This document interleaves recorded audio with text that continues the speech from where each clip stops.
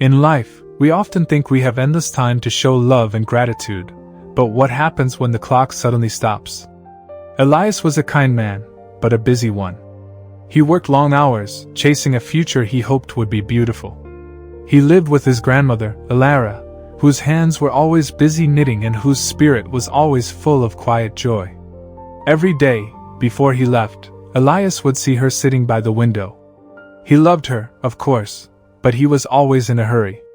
Later, he'd tell himself, "I will tell her how much I appreciate her giving heart later." One Christmas, Elias gave Elara a beautiful, clear glass jar. "Grandma," he said, "this is your joy jar. Every time someone does something good for you, or you feel truly happy, write it down on a small piece of paper, fold it, and put it in the jar.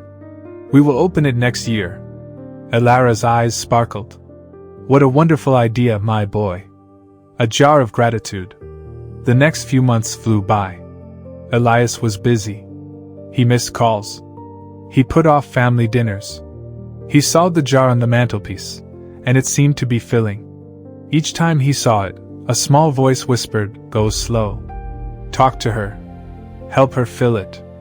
But the louder voice of work always won. He convinced himself that her simple faith in him was enough. He didn't need to slow down to prove his love. One evening, Elara showed him a tiny, folded note. "Today, a little girl at the market gave me a flower, just because she liked my scarf," she whispered, her voice full of simple joy. Elias smiled, but his mind was already on tomorrow's meeting. He missed the chance to sit down and share her moment of pure giving. He saw her put the note into the jar. It was nearly full. Then came the sudden, cold moment of the climax. One Tuesday morning, Elias's phone rang. Elara had passed away peacefully in her sleep. The world went silent. Elias walked into the quiet house. Everything was as it was, except for one thing. His heart felt suddenly, terribly empty. He went straight to the mantelpiece. He picked up the beautiful glass jar, the joy jar. It was heavy, yes, almost full. His hands were shaking as he poured the notes out onto the table. There were hundreds of tiny, precious memories. He started reading. "The smell of rain today. Elias smiled at me this morning. The neighbor's cat let me pet him. Elias drank the tea I made. My heart is full of gratitude for a quiet afternoon." Every note was a simple, beautiful moment of faith and simple joy. Then, he found one piece of paper that wasn't folded like the others.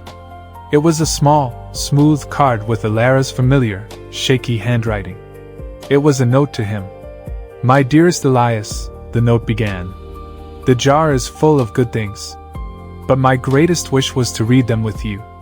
My biggest joy was not what went in the jar, but the time we could have spent reading the notes together. Don't wait for a full jar to share your heart. Start giving your time today. Love, Grandma." The notes were a testament to her beautiful, simple life, but the card was a sharp, painful lesson for his. He had given her a jar to fill, but he never gave her his time to empty it with him. He realized that gratitude is not just an idea, it is an action taken now. The jar of joy was truly full, but Elias's heart was permanently etched with the bitter truth. He had waited too long. This is the power of a life lived in the present.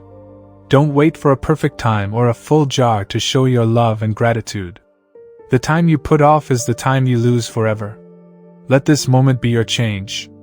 If this story touched your heart, share it with someone who needs to hear it today.